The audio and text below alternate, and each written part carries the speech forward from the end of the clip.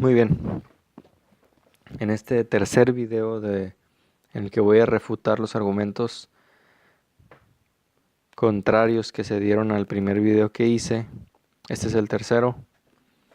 Lo que yo veo es que los testigos de Jehová usan los mismos argumentos que usan los católicos en cuanto a la adoración. Me explico. Ellos dicen, cuando les demuestro a los testigos que Jesús fue adorado, lo cual significa que Él es Dios, ellos dicen, sí, eso es verdad. Tienen que aceptar en última instancia que Jesús sí fue adorado. Pero la excusa que ellos dan es, sí fue adorado, pero no fue adorado con la misma adoración del Padre. Que eso sería idolatría, dicen ellos. La excusa en el catolicismo es, sí rendimos culto a imágenes, pero no es el mismo culto que le damos a Dios. Cuando un testigo de Jehová entienda que lo que se le dio a Jesús es adoración, ese día entenderá que Jesús es Dios. Cuando un católico entienda que el culto que rinden a lo que no es Dios, la Biblia lo llama idolatría, lo van a comprender de manera amplia. Ellos dicen, Jesús no fue adorado, solo fue venerado. Solo Dios es adorado. Y entonces, como ellos no creen que Jesús es Dios,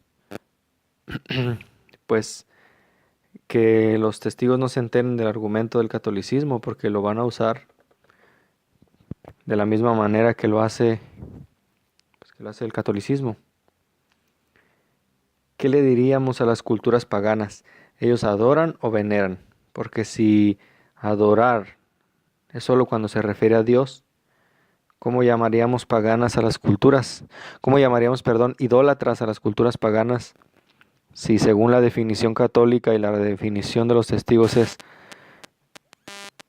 solo la adoración de Dios.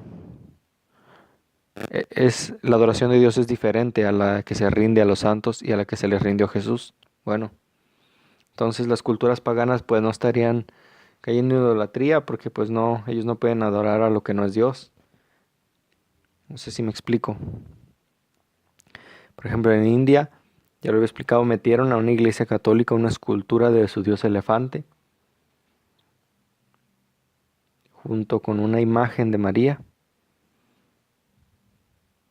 ¿Qué podríamos decirle a los budistas? Si ellos no piensan que Buda sea Dios, no sería idolatría tampoco.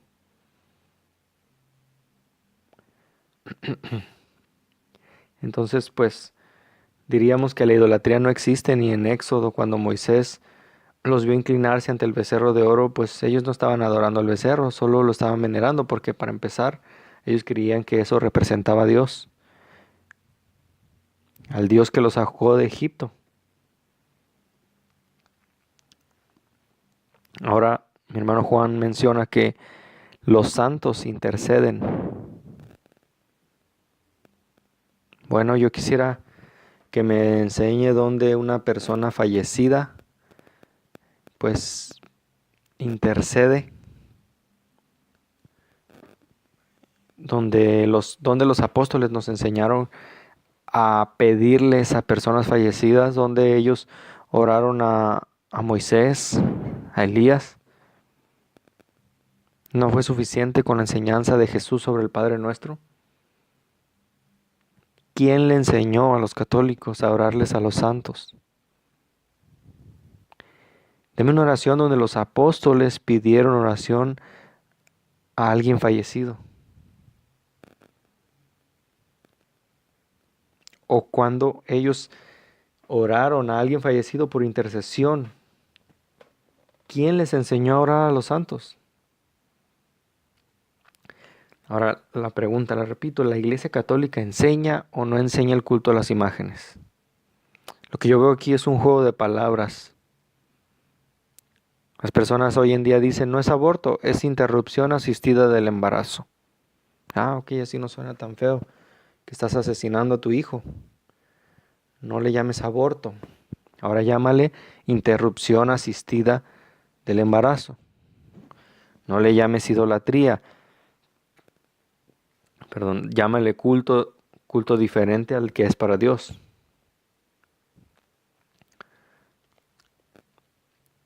Preguntará un abortista, ¿dónde dice en la Biblia que no puedo abortar? Bueno, donde dice no matarás.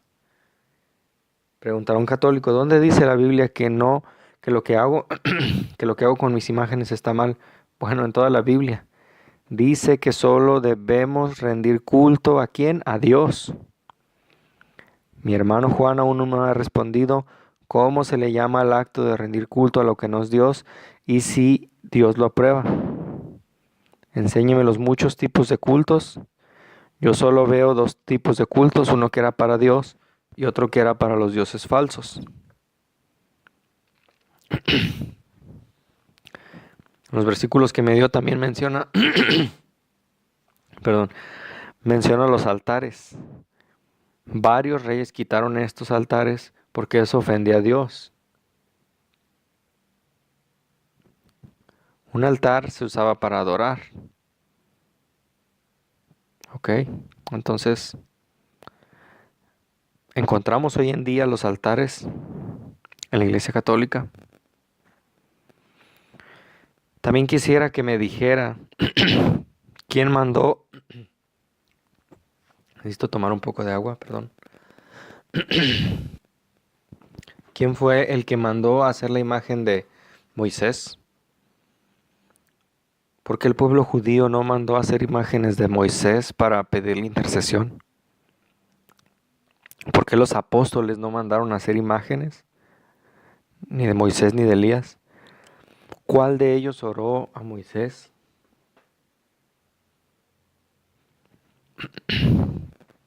Ahora le repito, la Biblia dice por qué Dios no se mostró a Moisés en forma de nada, no solo de hombre. Usted me dice, no, Dios no se mostró en forma de hombre en ese momento, pero después rió Cristo. El versículo en Deuteronomio 4:12 al 19 es claro. Y vayamos a ese versículo. Deuteronomio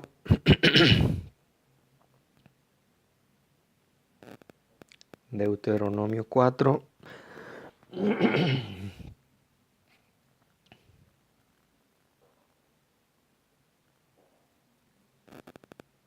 4:12 al 19. Dice, y habló Jehová con vosotros de en medio del fuego.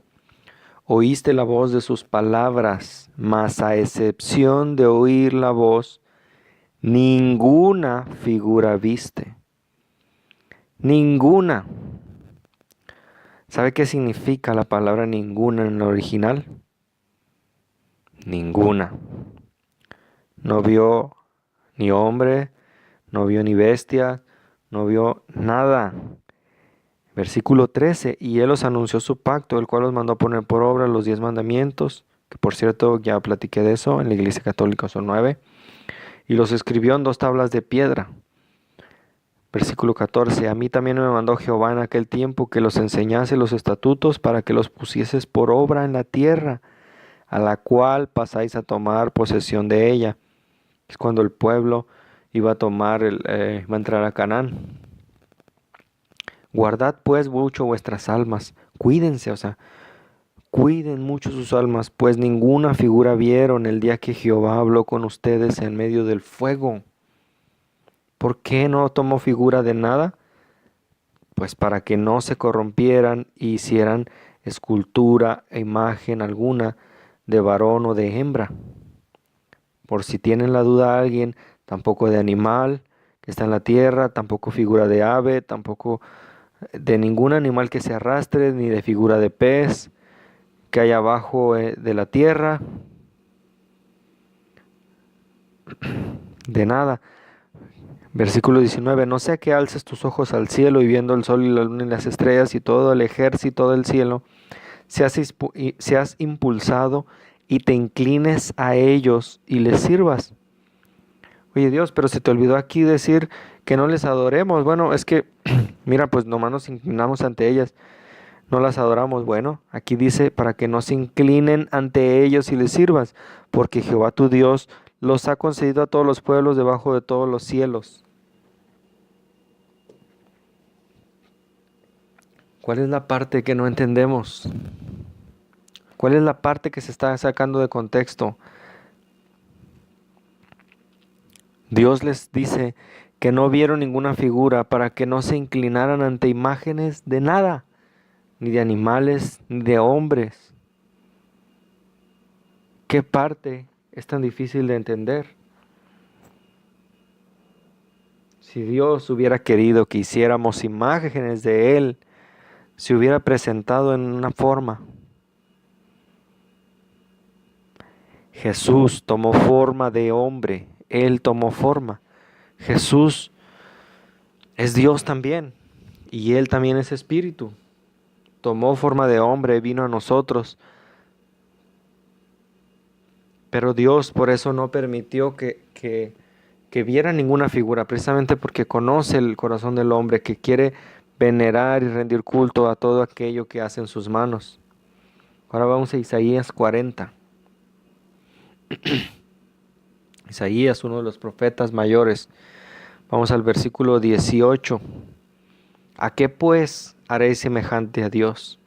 ¿A qué imagen le compondréis? Dios es tan excelso, su majestad es tan gloriosa, que Él pregunta, ¿a qué lo vas a hacer semejante? ¿O qué imagen le compondréis? ¿Qué imagen le vas a hacer? Dice, el artífice prepara la imagen de talla, el platero la extiende el oro y la funde y le funde cadenas de plata. El pobre escoge para ofrecerle madera que no se apolille, porque pues las imágenes de madera se echan a perder con el tiempo, como todo. Se busca un maestro sabio que le haga una imagen de talla que no se mueva.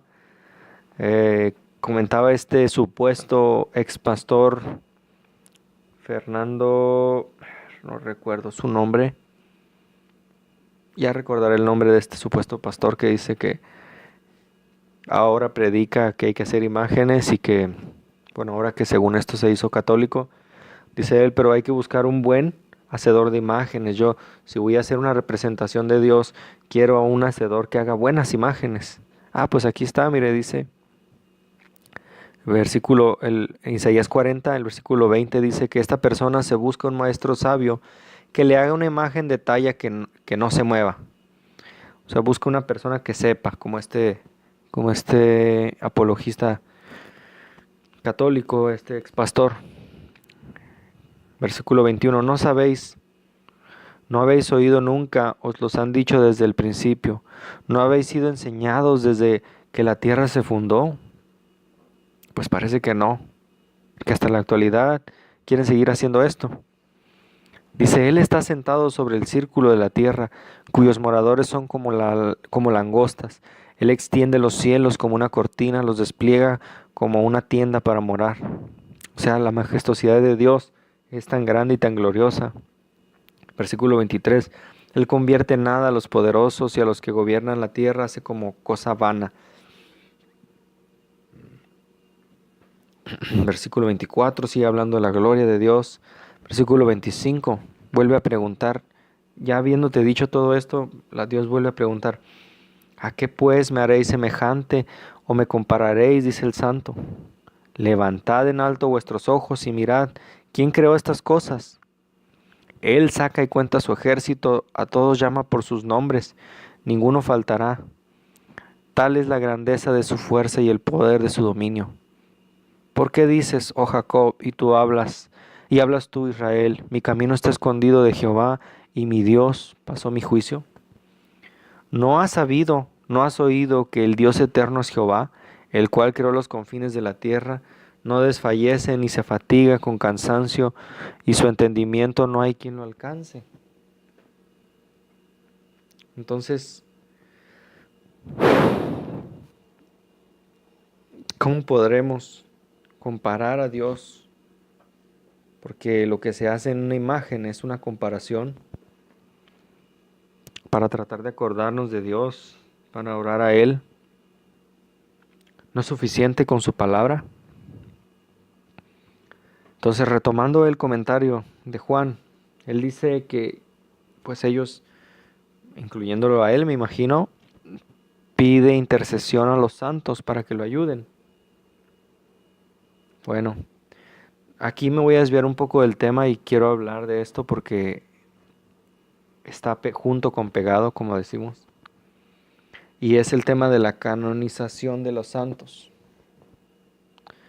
Menciona que le piden a los santos que intercedan por ellos, pero mi pregunta es, ¿a cuáles santos? ¿Quién define cuáles son los santos a los cuales se les puede pedir intercesión? ¿Quién lo define? ¿El Vaticano, el Papa, los concilios o Dios? Mis amigos católicos o conocidos, al preguntarles acerca de los santos, me indican que los santos son personas que el Vaticano elige para canonizar. Por eso ellos hacen oraciones a estos santos. Ponen la fe en ellos, incluso crean imágenes de ellos. Que queda todavía en el aire la pregunta que no me ha respondido. ¿Cuál fue el primer apóstol en hacer imágenes y por qué no se hicieron imágenes de personas en el Antiguo Testamento ni en el Nuevo? Okay, vamos a analizar este tema, hermano Juan, a la luz de la Biblia. La primera pregunta que surge en este tema de la canonización es: ¿quién es el Vaticano para decir si una persona va al cielo o no? Por ejemplo, yo sé que me va a decir que Pedro fue el primer papa, que la Iglesia Católica la fundó Cristo. Ojalá podamos hablar después de ese tema, porque hay muchos hoyos ahí en esa supuesta interpretación de que su iglesia fue fundada por Pedro. Como dice Rafael Díaz, el apologista católico que usted conoce, Pedro tenía suegra, pero nunca estuvo casado. Bueno, ese carece de toda lógica, porque uno de los requisitos es que una persona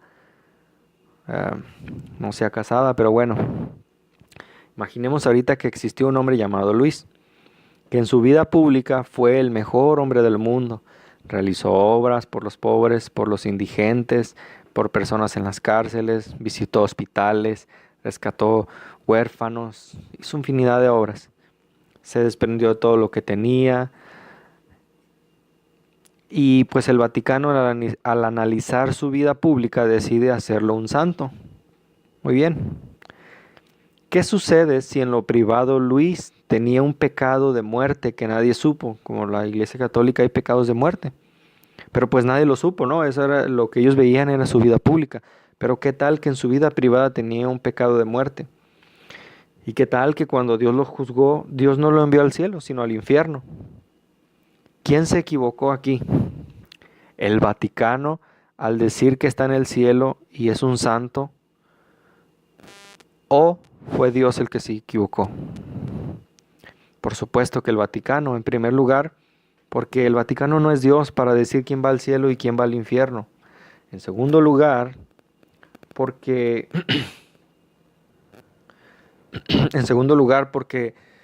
pues ellos solo realizan un estudio de lo que conocen a la luz pública.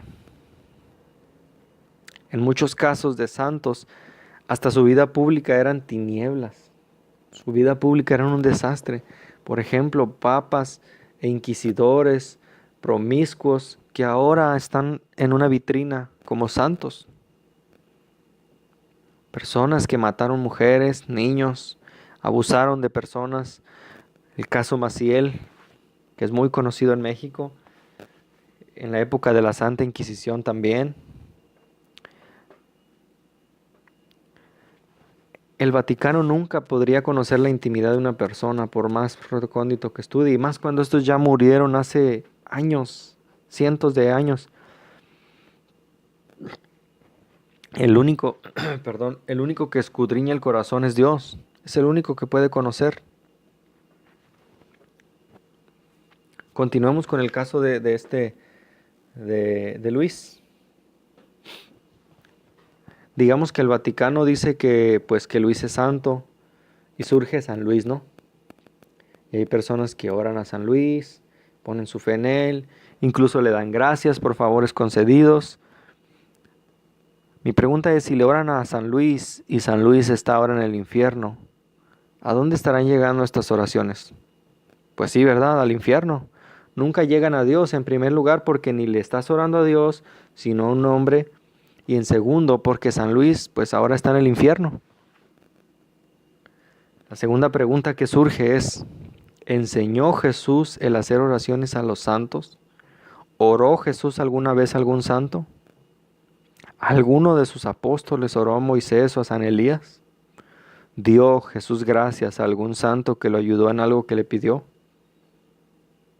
¿Sus apóstoles? La respuesta a todas estas preguntas es no. Jesús y sus apóstoles siempre oraron a Dios. Jesús nos enseñó el Padre Nuestro, a orar a nuestro Padre. Siempre le dio gracias a Dios y siempre le pidió ayuda a Dios, no a los hombres. Ahora, ¿qué dice la Biblia de los santos?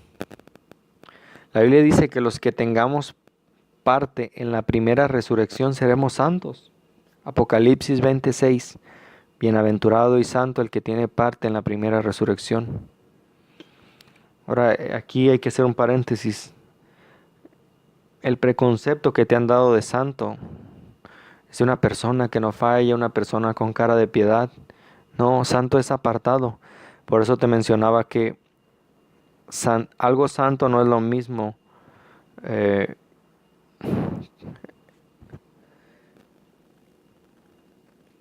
Santo no es lo mismo que venerable. La Biblia nos llama santos.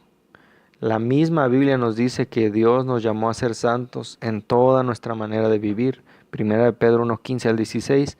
Sino aquel que os llamó es santo, sed también vosotros santos. Sed santos porque yo soy santo, dice Dios. La Biblia también nos dice que la Escritura fue dada a santos hombres de Dios, porque nunca la profecía fue traída por voluntad humana, sino que los santos hombres de Dios hablaron siendo inspirados. Primera de Pedro 1:21. Se nos llama a ser santos en vida, no en muerte. Efesios 1:4, según nos escogió en Él antes de la fundación del mundo, para que fuésemos santos y sin mancha delante de Él. La santidad a la que nos llama Dios no es hasta que morimos.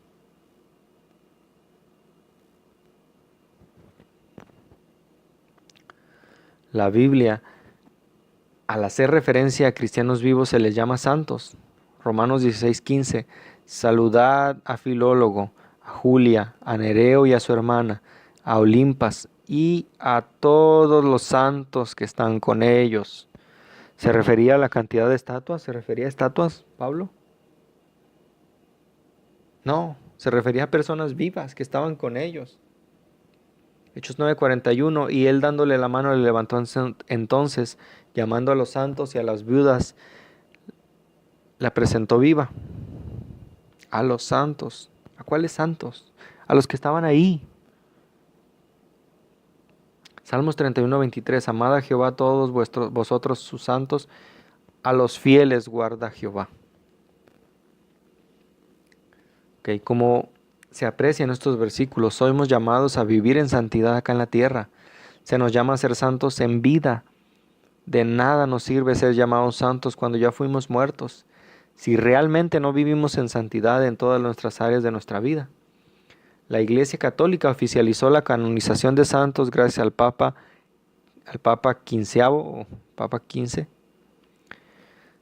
que comienza con la canonización de los santos muertos alrededor de 995 después de Cristo. Más de 900 años de que Cristo murió, pues se hace este decreto. Es decir, un papa la hace oficial casi 1000 años después de la venida de Cristo. Por eso es que esta práctica no la vas a encontrar en la Biblia, no se enseña en la Biblia, no fue enseñada por los apóstoles. Ahora se imaginan a Jesús o a los apóstoles,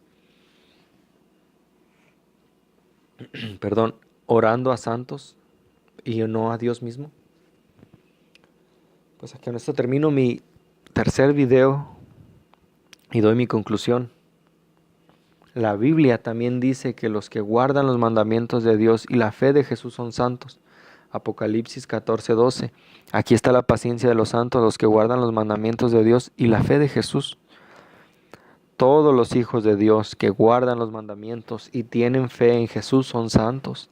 Eso dice la Biblia, contrario a lo que dice el Vaticano, de enseñar que los santos son aquellos que dicen que ellos dicen que lo son. Amigo católico, Analiza todo esto antes de dirigir tus oraciones a santos o poner tu fe en ellos.